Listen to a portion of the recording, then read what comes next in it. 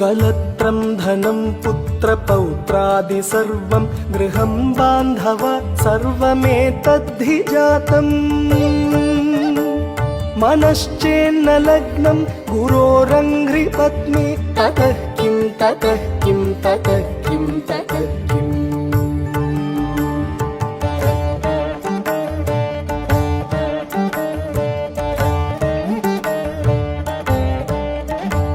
षडङ्गादिवेदो मुखे शास्त्रविद्या कवित्वादिगद्यं सुपद्यं करोति मनश्चेन्न लग्नं गुरोरङ्घ्रिपत्नी ततः किं ततः किं ततः किं ततः किम्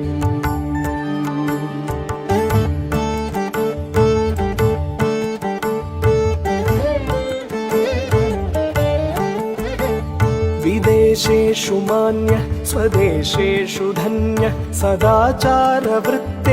मत्तो न चान्यः।